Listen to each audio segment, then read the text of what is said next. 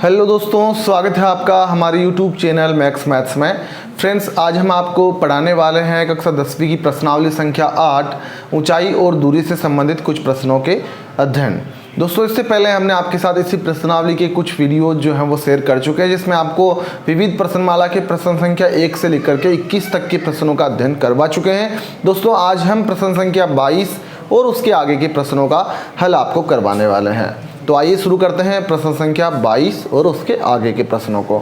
तो दोस्तों, प्रश्न संख्या 22 जो है उसमें इस प्रकार से क्वेश्चन दिया गया है कि यदि एक नदी के पुल के एक बिंदु से नदी के सम्मुख किनारों के अवनमन कोण क्रमशः 30 डिग्री और 45 डिग्री है, यदि पुल किनारों से 4 मीटर की ऊंचाई पर हो तो नदी की चौड़ाई ज्ञात कीजिए।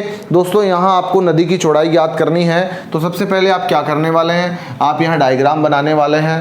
दोस्तों, अगर इस तरह के प्रश्नों के डायग्राम अगर आप बना लेते हैं तो आपके लिए सॉल्यूशन बहुत आसान हो जाता है, आंसर बहुत इजी तरीके से आपके सामने आ जाते हैं। वो डायग्राम तब बनेगा जब आपने प्रश्न को बहुत अच्छे से समझ करके और अगर ध्यान से पढ़ा है तो आप डायग्राम भी बना सकते हैं। तो सबसे पहले हम लोगों को क्या करना होगा, यहाँ एक नदी बनानी होगी। तो ये एक नदी मान लीजिए, ये नदी की चौड़ाई पूरी होगी, ये एक किनारा है और ये बी किनारा है। ठीक है, आप यहाँ मेंशन कर सकते हैं, ये एक किनारा है और ये बी किनारा है। इसके बाद देखिए प्रश्न में लिखा है कि एक नदी पुल के एक बिंदु से नदी के सम्मुख किनारों के नदी के पुल से, तो इस नदी पे एक पुल है, तो नदी पे पुल इस प्रकार से आप मान लेंगे कि ये कोई पुल है और इस पर कोई भी बिंदु ले लेंगे। तो यहाँ मान लीजिए आपने बिंदु ले लिया सी। तो इस नदी पर ये जो पुल है, इस पुल से इस नदी के जो सम्मुख किनारे हैं उनके 30 डिग्री और 45 डिग्री इनके कोण हैं। इनके जो कोण हैं वो 30 डिग्री और 45 डिग्री है। तो आप लोग क्या करने वाले हैं, यहाँ इस बिंदु से इसके ये जो सम्मुख किनारे हैं इनके साथ इनके जो कोण हैं, और दोस्तों यहाँ अवनमन कोणों के बारे में बताया गया है कि अवनमन कोण 30 डिग्री और 45 डिग्री है। तो एक कोण आप 30 डिग्री लेने वाले हैं और दूसरा आपने 45 डिग्री ले लिया। तो यहाँ पे जो 30 डिग्री ये कोण है तो ये एकांतर कोण बनने वाला है। तो एकांतर कोण जो होते हैं वो समान माप के होते हैं। तो ये 30 डिग्री है तो ये भी 30 डिग्री का होगा, ये 45 डिग्री है तो ये भी 45 डिग्री का होगा। अब यहाँ दोस्तों ये नदी की जो चौड़ाई है वो पूछी गई है। तो आप यहाँ से एक लंब इस प्रकार से लंब की रचना करेंगे कि ये जो नदी है इससे जो पुल की लंबाई है ये जो है सीडी लंबाई है। सीडी वो माप है जो नदी की जो है उसके पुल तक की ऊंचाई है। और यहाँ प्रश्न में लिखा गया है कि 4 मीटर ऊंचाई पर है। कौन है, पुल। पुल जो है उसकी ऊंचाई 4 मीटर है। तो यहाँ से यहाँ तक की दूरी 4 मीटर है। अब दोस्तों यहाँ आपको AD और BD ये दो लंबाइयाँ ज्ञात करनी है और इन्हें हल ज्ञात करके आप अगर इन्हें जोड़ लेंगे तो आपके पास में नदी की जो चौड़ाई होगी वो आ जाएगी। तो यहाँ नदी की चौड़ाई आपने ये मान लिया कि AD जो है वो x मीटर का है और जो BD है वो y मीटर का है। दोस्तों, नदी की चौड़ाई जो है वो x प्लस वाई से आपको प्राप्त होने वाली है। तो इसके लिए आप x और y के मान ज्ञात करेंगे और x और y के मान ज्ञात करने के लिए आपको यहाँ दो ट्राइंगल मिल रहे हैं, ADC और BDC। ये जो दो ट्राइंगल हैं आप लेंगे ADC में, ट्राइंगल ADC में। दोस्तों ADC में आप देखेंगे कि आपको ये इस ट्राइंगल में देखिए 3 भुजा होती है, लंब, कर्ण और आधार। तो आपको आधार, अभी से आधार से कोई बात नहीं कर रहे, आधार से संबंध में कोई हमारे पास ना तो उसकी माप दी गई है और ना आधार की माप पूछी जा रही है। पूछा क्या जा रहा है, लंब दिया गया है और आधार पूछा जा रहा है। तो दोस्तों लंब और आधार किस में आता है, तो किस में आने के लिए आप लोगों को क्या करना होता है, सबसे पहले लाल बट्टा कक्का का सूत्र आपको ज्ञात होना चाहिए। तो आपने लिखा लाल बट्टा कक्का, और लाल बट्टा कक्का में लंब बटा आधार, तो लंब बटा आधार दोस्तों 10 में आ रहा है। चूंकि ये साइन थीटा का सूत्र होता है, ये कोस थीटा का होता है और ये टेन थीटा का होता है। तो टेन थीटा बराबर होता है लंब बटा आधार। तो लंब और आधार जो है वो 10 में आता, तो आपने लिखा टेन थीटा बराबर लंब बटा आधार। अब यहाँ देखिए कि लंब बटा आधार और ये थीटा, तो थीटा का मान देखिए इस ट्राइंगल में कितना दिया हुआ, 30 डिग्री। तो आपने लिखा टेन 30 डिग्री बराबर लंब जो है दोस्तों 4 मीटर रहेगा और आधार ये अक्ष होगा। अब 10-30 का मान अगर आप सारणी में जानते हैं तो आपको पता होगा कि 10-30 का मान जो है वो दोस्तों 1/√3 होता है बराबर 4 बटा अक्ष। ये अक्स जो है इस तरफ गुणा होगा 1 से और 4 गुणा हो जाएगा इस तरफ, तो अक्स बराबर आ जाता है दोस्तों 4√3 मीटर। अक्स बराबर आ जाता है, अक्स बराबर 4√3 मीटर। इसे आपने इक्वेशन नंबर 1 दे दिया। अब जब अक्स का मान आ ही गया है तो इसी प्रकार से आप y का मान ज्ञात करने वाले हैं। उसके लिए आपको त्रिभुज दूसरा वाला लेना होगा। पहले आपने ये वाला त्रिभुज लिया, अब आप ये वाला त्रिभुज लीजिए और इसी प्रकार से आप सूत्र लगाइए और आप दूसरा जो है y का मान भी ज्ञात कर सकेंगे। तो इसके लिए देखिए, आपने लिया BCD, त्रिभुज BCD में, वहां पे भी देखिए लंब और आधार की बात होगी तो tan थीटा ही आएगा, लंब बटा आधार। अब थीटा का मान यहाँ पे 45 डिग्री है तो आपने लिखा tan 45 डिग्री। लंब दोस्तों 4 मीटर रहेगा और आधार y मीटर है। और आपको ज्ञात हो कि tan 45 जो होता है उसका मान सारणी में 1 होता है दोस्तों, तो इस तरफ 1 आ जाएगा और इस तरफ आ जाएगा 4/y। आप इनका जब तिर्यक गुणा कर लेते हैं तो y बराबर 4 मीटर आ जाता है। और हमें चाहिए थी नदी की चौड़ाई, नदी की चौड़ाई। तो दोस्तों नदी की चौड़ाई जो है वो आएगी अक्स प्लस वाई से, और अक्स की वैल्यू जो है वो आ रही है 4√3 और y की वैल्यू 4। यहाँ इन दोनों में आप देख रहे हैं कॉमन क्या आ रहा है, 4 आ रहा है, तो इस तरफ √3 + 1 रह जाएगा और 4 कॉमन आने फिर √3 की वैल्यू 1.732, ये √3 का मान होता है 1.732। तो यहाँ से ये 4 के 4 और इन्हें जगह आप ऐड कर लेते हैं तो 2.732 हो जाते हैं। आप इनको गुणा कर लेंगे दोस्तों, गुणा करने से इसका आंसर आएंगे, देखिए 4 दूनी 8, 4 3 12 के 2 हासिल हो गई 1, 7 चौके 28 और 1 29 हासिल हो गई 2, 4 दूनी 8 और 2 10। और देखिए 3 संख्या बाद में दशमलव लगाना तो 10.928 जो है वो यहाँ पे इस नदी की चौड़ाई आ जाती है मीटर में। तो ये जो दोस्तों इस क्वेश्चन का आंसर हमारे सामने निकल कर आता है कि नदी की चौड़ाई 10.928 मीटर। या आपको बेसिकली क्या होता है कि दशमलव के बाद में 2 अंक ही जो हैं वो लेना उचित रहता है इस तरह के माप में। तो आप यहाँ लिख सकते हैं 10.92 मीटर जो है वो नदी की चौड़ाई हमें प्राप्त हुई। अब दोस्तों अगर आप इस प्रश्नावली की जो वीडियोज़ है अगर पहली बार देख रहे हैं तो बाकी सारी चीज़ें आपको समझ में आई होगी। दिक्कत आपको यहाँ आ रही होगी कि सर tan 35 का मान जो है वो 1/√3 कैसे लिखा, या tan 45 का मान जो है वो 1 कैसे लिखा। तो इसके लिए मैंने अभी आपको बताया कि आपको सारणी आनी जरूरी है। चलो हम आपको सारणी भी बताते हैं किस प्रकार से सारणी होगी। दोस्तों अपने 3 फलन आप मुख्यतः लिखेंगे। फलन वैसे 6 लिखे थे होते हैं, sine cos tan cot sec और कोसेक। तो यहाँ पे साइन कोस और टेन आप ये 3 फलन के बारे में जान लीजिए। अगर आपने इन 3 के बारे में जान लिया तो बाकी आप स्वयं इनकी जो बाकी सारों के मान खुद कर पाएंगे। 0 डिग्री, 30 डिग्री, 45 डिग्री, 60 डिग्री और 90 डिग्री, ये जो हैं वो सारणी में आप ये मान मेंशन कर लेंगे। आपको बेसिकली साइन 30 कोस 45 या इस तरह के मान ही पूछे जाते हैं, 30 45 60 और 90 तक के।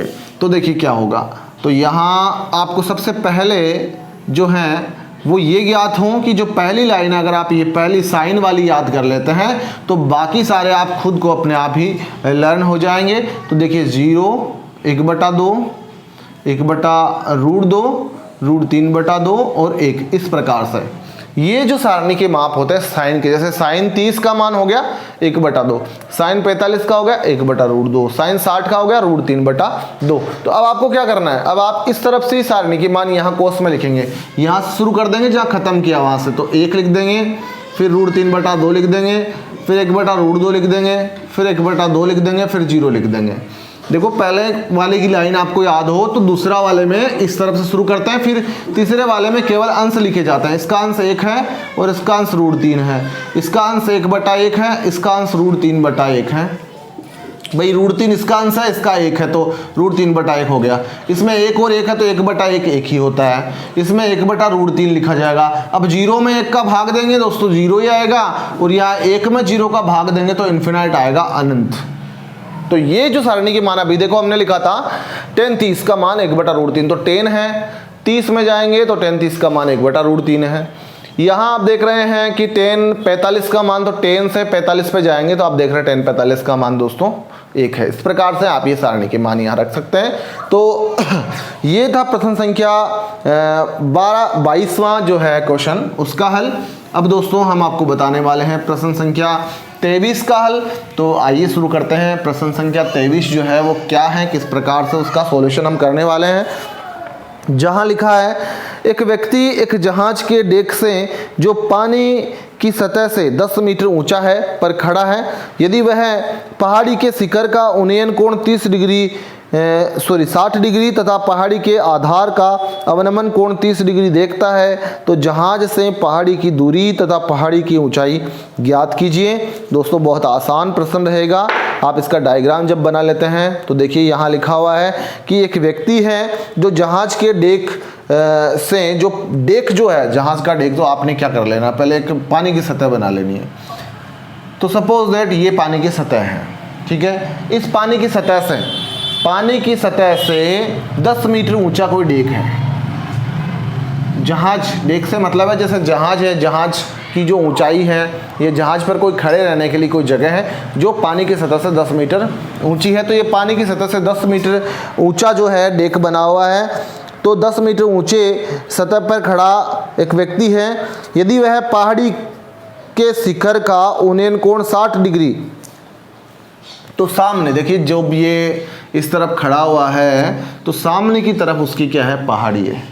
तो ये जो पहाड़ी है, इस पहाड़ी के शिखर का कोण जो यहाँ से देखिए, जब ये यहाँ से देखता है ऊपर की तरफ, तो शिखर का उन्नयन कोण दूसरा पाता है और आधार का जो कोण है वो दूसरा पाता है। तो वो कोण आपको यहाँ लिखना है। देखिए 10 मीटर ऊंचे डेक पे खड़ा व्यक्ति एक पहाड़ी को सामने देखता है, तो उस पहाड़ी के जो शिखर का उन्नयन कोण 60 डिग्री है, तो यहाँ से देखता है तो इस तरफ ये जो कोण होगा उन्नयन कोण, ये 60 डिग्री का होगा।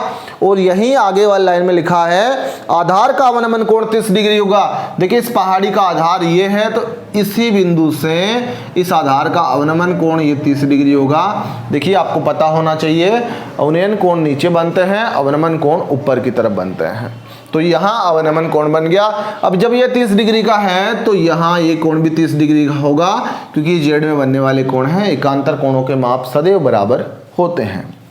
अब आप इनको नाम देंगे ए, बी, सी, डी और ये ई, ये कोई बिंदु आपने दे दिए। और यहाँ आपको ये कहा गया है कि पहाड़ी की ऊंचाई तथा जहाज और पहाड़ी के बीच की दूरी ज्ञात करनी है। तो देखिए ये यहाँ जहाज है, ये पहाड़ी है, इन दोनों के बीच की दूरी आपने ले ली अक्ष मीटर।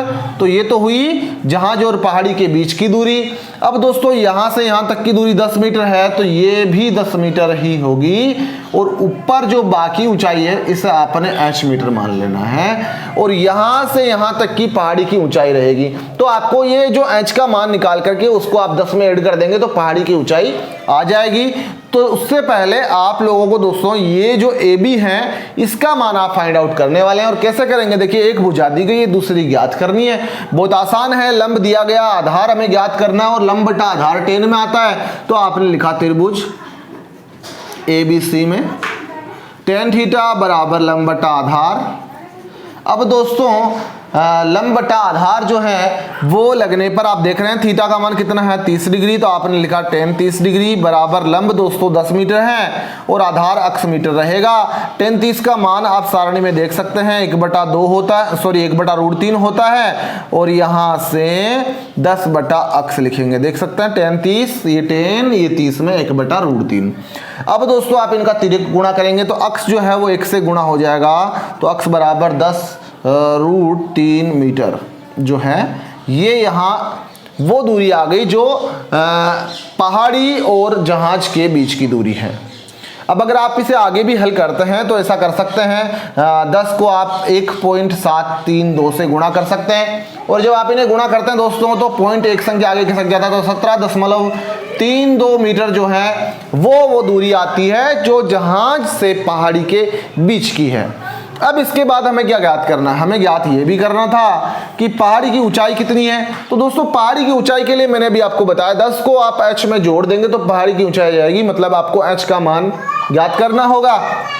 और h का मान आप किस तरह से ज्ञात करेंगे, जब आप CDE त्रिभुज लेंगे। तो आपने लिया त्रिभुज CDE में अब जब आप सी डी ई लेते हैं तो देखिए लंब आपको ज्ञात करना है, आधार हमने अभी ज्ञात किया अक्ष का मान, तो लंब और आधार जो है वो किस में आता है दोस्तों, तो लंब और आधार tan में आता है, तो आपने लिखा tan थीटा बराबर लंब बटा आधार। अब थीटा का मान दोस्तों 60 डिग्री है, तो आपने लिखा tan 60 डिग्री, लंब h है और आधार दोस्तों यहाँ से यहाँ तक की जो दूरी है वो CD मतलब वो अक्ष, क्योंकि ये 10 और ये 10 ये दोनों बराबर हैं, आमने सामने की भुजाएं, ये भी आमने सामने की भुजाएं बराबर होगी, एक रेक्टेंगल बनेगा, आयत बनेगा, तो ये अक्ष आपने यहाँ से यहाँ लिख दिया।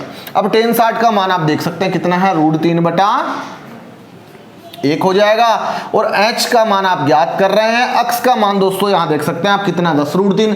आप चाहें तो ये भी रख सकते हैं जो अपने अभी सॉल्यूशन किया 17.32, लेकिन आप अगर ये रखते हैं तो क्या होता है, √3 से √3 गुणा होकर बहुत आसान तरीके से हल हो जाएगा। तो देखिए h बराबर 10√3 को आप √3 से गुणा करें, √3 और √3 3 हो जाते हैं, तो 10 गुणा 3 हो जाता है कितने, 30 मीटर। तो ये जो है h का माप आता है। अब हमें क्या चाहिए था, हमें चाहिए था पहाड़ी की ऊंचाई, और दोस्तों पहाड़ी की जो ऊंचाई है वो आती है अपने 10 + h से, और 10 + h का मान आता है 30 मीटर, तो आप देख सकते हैं 40 मीटर जो है वो ऊंचाई आ जाती है उस पहाड़ी की जो हमें ज्ञात करनी थी। तो आप यहाँ ये देख रहे हैं कि यहाँ हमें दो चीज़ पूछी गई थी कि पहाड़ी की ऊंचाई क्या होगी, और दूसरा जो है वो पहाड़ी और जहाज के बीच की दूरी क्या होगी। तो आपने देखा पहाड़ी की ऊंचाई 40 मीटर है और पहाड़ी और जहाज के बीच की दूरी जो है वो 17.32 मीटर है। अब हम बात करते हैं दोस्तों इसी प्रश्नावली के अगले क्वेश्चन, प्रश्न संख्या 24 की। तो देखिए प्रश्न संख्या 24 जो है उसमें क्या पूछा गया है, किस तरह का प्रश्न है, बहुत आसान तरीके से हम आपको बताने वाले हैं। दोस्तों अगर वीडियो पसंद आता है तो आप प्लीज़ वीडियो को लाइक करें। तो देखिए अगला जो क्वेश्चन है प्रश्न संख्या 24, उसमें ये कहा गया है कि एक 12 मीटर ऊंचा पेड़ तेज हवा से इस प्रकार टूट जाता है कि उसका शीर्ष जमीन को छूने लगता है और जमीन के साथ 60 डिग्री का कोण बनाता है। तो ज्ञात करें कि तेज हवा से पेड़ जमीन से कितनी ऊंचाई से टूटा है, ये हमें ज्ञात करना। और यहाँ क्वेश्चन में भी आपको दिया गया है कि √3 की वैल्यू आपको लेनी है 1.732। तो दोस्तों यहाँ सबसे पहले हम लोग क्या मानने वाले हैं, 12 मीटर ऊंचा आप एक पेड़ ले लेंगे। तो सबसे पहले आप पेड़ की कल्पना करेंगे कि ये एक पेड़ है जिसकी ऊंचाई है 12 मीटर। देखिए ये 12 मीटर ऊंचा पेड़ है और ये पेड़ जो है वो कुछ ऊंचाई से टूट जाता है। तो सपोज दैट कि ये जो है वो यहाँ से टूट गया। अभी यहाँ की हमें लंबाई नहीं पता भाई कितनी ऊंचाई से टूटा है, पर आपने मान लिया कि यहाँ से टूट गया, तो आपने ये क्या मान लेंगे कि ये जो ऊंचाई है, देखिए टोटल ये 12 मीटर है। इस तरफ आप लिख सकते हैं, थोड़ा दूर लिख लीजिए ताकि ये पता रहे कि आपने ये दूरी को क्या माना है। तो आपने लिखा टोटल 12 मीटर ये पेड़ की ऊंचाई है। और सपोज किया कि यहाँ से यहाँ h मीटर की दूरी से ये जो पेड़ है वो टूट जाता है और ये पेड़ का आधार बिंदु है। ये है पेड़ का आधार बिंदु। देखिए टूटने के बाद पेड़ जो है वो इस तरफ गिरेगा, तो इस तरफ गिरेगा तो ये मान लीजिए ऐसे पेड़ जो है वो यहाँ गिर गया।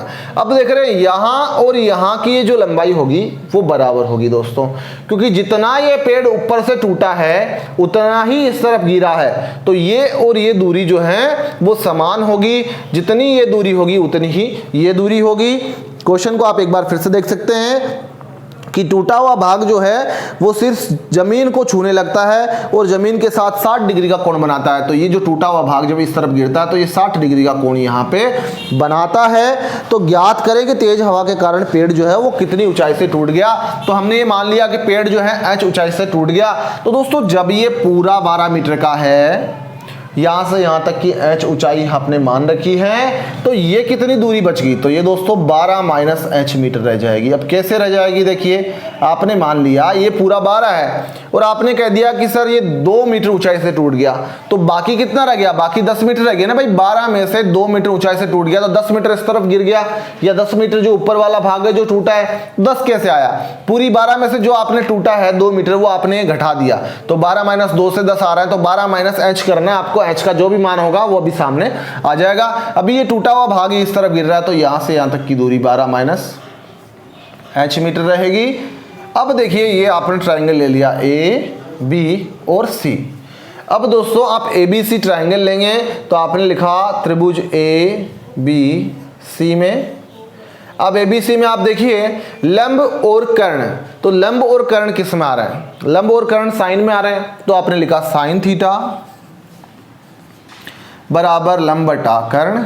अब देखिए थीटा का मान कितना है दोस्तों? थीटा का मान यहां देख सकते हैं 60 डिग्री है, तो आपने लिखा साइन 60 डिग्री।